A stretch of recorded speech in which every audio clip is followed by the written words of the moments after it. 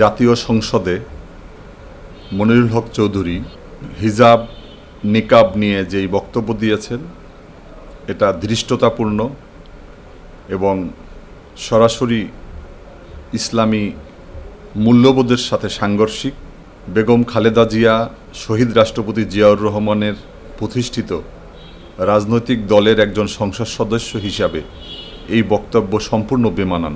তিনি বলতেই পারেন, কারণ তার জন্ম হয়েছে আওয়ামী পরিবারে, আওয়ামী রাজনীতিতে তার হাতেখড়ি। তিনি ছাত্রলীগের সভাপতি ছিলেন। তিনি মুখে দাড়ি, মাথায় টুপি, পাঞ্জাবি পরলেও তার যে ইসলামের ইতিহাস নিয়ে যেই বক্তব্য ইতিমধ্যে প্রকাশিত হয়েছে তাতে প্রমাণিত হয়েছে তারা মুখোশধারী, তারা লেবাসধারী, তারা মূলত মানুষের আবেগ, মানুষের সেন্টিমেন্ট, মানুষের মূল্যবোধকে তারা কাজে লাগিয়ে ক্ষমতায় যাওয়ার একটা সিঁড়ি হিসাবে তারা ব্যবহার করছেন। বাংলাদেশ সংখ্যাগরিষ্ঠ মুসলমানের দেশ। এখানে ৯৬% মানুষ মুসলমান। এখানের তাহাজিব তমদ্দুন এটাকে লক্ষ্য করে তারপরে আমাদের সংসদ বলুন, রাজপথ বলুন, সর্ব জায়গাতেই আলোচনা সমালোচনা করা উচিত। জাতীয় সংসদে মনিরুল হক চৌধুরী হিজাব নিকাব নিয়ে যেই বক্তব্য দিয়েছেন এটা ধৃষ্টতাপূর্ণ এবং সরাসরি ইসলামী মূল্যবোধের সাথে সাংঘর্ষিক। বেগম খালেদা জিয়া শহীদ রাষ্ট্রপতি জিয়াউর রহমানের প্রতিষ্ঠিত রাজনৈতিক দলের একজন সংসদ সদস্য হিসাবে এই বক্তব্য সম্পূর্ণ বেমানান। তিনি বলতেই পারেন, কারণ তার জন্ম হয়েছে আওয়ামী পরিবারে, আওয়ামী রাজনীতিতে তার হাতেখড়ি। তিনি ছাত্রলীগের সভাপতি ছিলেন। তিনি মুখে দাড়ি, মাথায় টুপি, পাঞ্জাবি পরলেও তার যে ইসলামের ইতিহাস নিয়ে যেই বক্তব্য ইতিমধ্যে প্রকাশিত হয়েছে তাতে প্রমাণিত হয়েছে তারা মুখোশধারী, তারা লেবাসধারী, তারা মূলত মানুষের আবেগ, মানুষের সেন্টিমেন্ট, মানুষের মূল্যবোধকে তারা কাজে লাগিয়ে ক্ষমতায় যাওয়ার একটা সিঁড়ি হিসাবে তারা ব্যবহার করছেন। তিনি নিজের স্ত্রীকে নিয়ে বের হন না, কারণ তার স্ত্রী তিনি পর্দা করেন, কিন্তু রাস্তার বা সংসদের বিশেষ করে আমাদের সম্মানিত নারী সদস্যরা অনেকে আছেন অর্ধ উলঙ্গ আছেন, অনেকে আছেন ভুঁড়ি বের করে হাঁটেন, কিন্তু যে সমস্ত মা বোনেরা হিজাব, বোরকা যেগুলো যারা করেন তারা তো এটা তাদের অধিকার। কারো ব্যক্তিগত স্বাধীনতায় হস্তক্ষেপ করা একজন সংসদ সদস্যের দ্বারা এটা অমার্জনীয়। আমি মনে করি মনিরুল হক চৌধুরীর উচিত ইসলামী ইতিহাস, সংস্কৃতি এবং এই সংসদ সদস্যদেরকে নিয়ে তিনি যেই ধৃষ্টতাপূর্ণ বক্তব্য দিয়েছেন অতি দ্রুত তার নিঃশর্ত ক্ষমা প্রার্থনা করা উচিত এবং দেশ জাতির সামনে ক্ষমা চাওয়া উচিত। সংসদে আরেকজন এমপি ওনার 2 সন্তানের নামে 2টি ইউনিয়ন করেছে এরকম কথা উঠেছে, এই বিষয়টিকে কিভাবে দেখছেন? আমি লক্ষ্য করেছি যে সংসদে একজন সংসদ সদস্য বিষয়টি দৃষ্টিতে এনেছেন। সংসদের স্থানীয় সরকার প্রতিমন্ত্রী শাহে আলম তিনি তার 2 সন্তানের নামে 2টি ইউনিয়নের নাম রেখেছেন। এটা আমি মনে করি যেটা ক্ষমতার অপব্যবহার। তারা দীর্ঘ 17 বছর আন্দোলন সংগ্রাম করে আওয়ামী লীগের টিকিটিও ছুঁতে পারেনি। তারা ঈদের পরে, চাঁদের পরে, রমজানের পরে, বৃষ্টির পরে আন্দোলনের বাণী শুনিয়েছেন মানুষকে।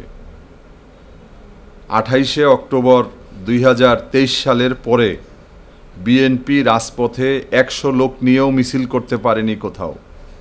তো আজকে সেই বিএনপির এমপি মন্ত্রীরা যেভাবে বগল দাবিয়ে কথাবার্তা বলেন সংসদে, মনে হয় যেন বিপ্লব তারা করেছেন। আজকে ক্ষমতার অপব্যবহার করে হাসিনা যেমন টিকতে পারে নাই, এর আগেও আমরা অনেক সরকার দেখেছি বাংলাদেশে। শাহে আলম সাহেব প্রতিমন্ত্রী হওয়ার আগে এই একই চেয়ারে আরও অনেকে ছিলেন, তারা নাই আজকের। যার কারণে ওনাদেরকে উপলব্ধি করতে হবে, ওনাদেরকে বিষয়টা মাথায় রাখতে হবে যে তারা ক্ষমতা পেয়েই তারা ইউনিয়নের নামকরণ করবে, উপজেলার নামকরণ করবে, নিজেদের মতো করে বাজেট করবে। এটা ওনারা করতে পারেন, ক্ষমতায় আছে, কিন্তু এগুলো মানুষের কাছে ভালোভাবে যায় না, ভালো মেসেজ না। তার মানে আওয়ামী লীগ যেই কাজগুলো করেছে মুজিবের নামে, ফজিলাতুন্নেসার নামে, রাসেলের নামে, আজকে তারা এমপি মন্ত্রীরা তাদের ছেলে সন্তান, মা বোন, ভাই বাপ, তাদের নামে তারা বিভিন্ন শিক্ষা প্রতিষ্ঠান, বিভিন্ন এলাকার নামকরণ করতেছেন। এর ফল আখেরে ভালো হবে না। আমাদের বাংলাদেশের যারা ক্ষমতায় আসে তারাই স্বৈরাচারী হয়ে ওঠে। এটার কারণ কি বলে মনে করেন? এটা কি রাষ্ট্র কাঠামোর ভুলগুলো আছে যে সংস্কারগুলো হয়নি, এই কারণে কি, বা নাকি সংবিধান পরিবর্তন করতে হবে? আপনার মত কি? ধন্যবাদ। দেখুন, আমরা অন্তর্বর্তীকালীন সরকারের সময়ে জামাত ইসলামী সহ 8টি রাজনৈতিক দলের দাবি ছিল যে নির্বাচনের আগে গণভোট হতে হবে, বিচার কার্যকর করতে হবে, গণহত্যার বিচার করতে হবে, সংস্কার শেষ করতে হবে, তারপরে নির্বাচন হবে। কিন্তু বিএনপি তারা নিজেরা বিভিন্নভাবে দেশ, জাতি, অন্তর্বর্তীকালীন সরকার, জাতীয় ঐক্যমত্য কমিশনকে তারা এটাকে বলা যায় যে এক ধরনের প্রতারণা করেছে, বিভ্রান্ত করেছে। তারা জাতির সাথে দেয়া ওয়াদা ভঙ্গ করেছে। তারা বলেছিল যে আমরা ক্ষমতায় গেলে, আমরা যদি ক্ষমতায় যেতে পারি, আমরা গণহত্যার বিচার করব।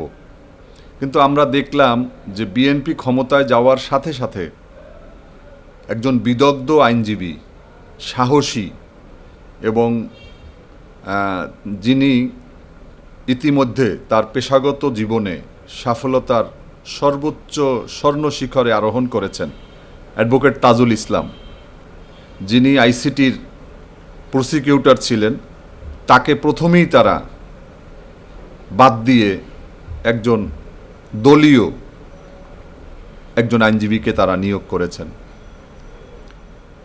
আমরা সংস্কারের কথা বলেছি, কিন্তু সংস্কার তারা বলেছিলেন যে আমরা সংস্কার করব, ঐক্যমত্য কমিশনের সাথে আমরা একমত পোষণ করে জাতীয় সংসদের দক্ষিণ প্লাজায় আমরা 30টি রাজনৈতিক দল স্বাক্ষর করেছিলাম যে আমরা এই অন্তর্বর্তীকালীন সরকারের জাতীয় ঐক্যমত্য কমিশনের জুলাই সনদের আলোকে আমরা সংস্কার করব। বিএনপি কথায় কথায় বলে যে আমরা অক্ষরে অক্ষরে সংস্কার করব। অক্ষরে অক্ষরে তো সংস্কার বা করার দরকার নেই। আপনারা গণভোটের ব্যালটের ভিতরে যেই বিষয়গুলো ছিল, এই বিষয়গুলো জনগণ পড়ে তারপরে হাতে ভোট দিয়েছে। এই ভোট দেওয়ার জন্য স্বয়ং প্রধানমন্ত্রী তারেক রহমান সাহেব, তিনি তখন তো প্রধানমন্ত্রী ছিলেন না, বিএনপির চেয়ারপারসন হিসাবে সারা দেশে তিনি ক্যাম্পিং করেছে। জনগণ প্রায় 70% মানুষ ভোট দিয়েছে, কিন্তু ক্ষমতায় যাওয়ার পরে তারা সংবিধান যেই সংস্কার পরিষদের তারা শপথ নেন নাই। এর মধ্য দিয়েই বিএনপি সম্পূর্ণভাবে গণভোটকে তারা ডাস্টবিনে ফেলে দিয়েছে, যেটা জাতির সাথে প্রতারণার সামিল। জনগণের এযাবৎকালে বাংলাদেশে যতগুলো গণভোট হয়েছে, কোনো গণভোট এভাবে অবজ্ঞা করা হয় নাই, এভাবে তুচ্ছ তাচ্ছিল্যের সহিত এটাকে বাতিল করা হয় নাই। এটাকে বাতিল করেছে, আজকে গণভোটের রায়কে তারা অবজ্ঞা করেছে। আমরা এই জন্য সংস্কার করতে হবে। আমরা সংবিধান সংশোধন নয়, সংবিধান সংশোধন তো শেখ হাসিনাও করেছিল, সেই সংবিধান তো আমরা আবার আগের অবস্থায় আমরা নিয়ে আসছি। তো আমরা এজন্য এই সংবিধান ৭২-এর সংবিধান, এই সংবিধান ভারতের প্রেসক্রিপশনে হয়েছে। এখানে একটা তল্পি বাহক, একটা কারজাই মার্কা, হাসিনা মার্কা, একটা একনায়কতান্ত্রিক একটা শাসন ব্যবস্থা কায়েমের জন্য এই সংবিধানকে তারা কেটে সেটে একটা মুজিবীয় সংবিধানে পরিণত করেছে। আপনি জানেন যে আওয়ামী লীগের ঘোষণাপত্র, আওয়ামী লীগের দলীয় ম্যানিফেস্টোে পরিণত করেছে আমাদের সংবিধানকে। তো যার কারণে এই সংবিধানের সংস্কার দরকার। আমরা এজন্য আমাদের বক্তব্য পরিষ্কার, আমরা দেশব্যাপী 11 দলীয় জোট আমরা সমাবেশ করছি। আমাদের প্রধান দাবি হচ্ছে গণভোটের রায় বাস্তবায়ন করতে হবে এবং অবশ্যই করতে হবে।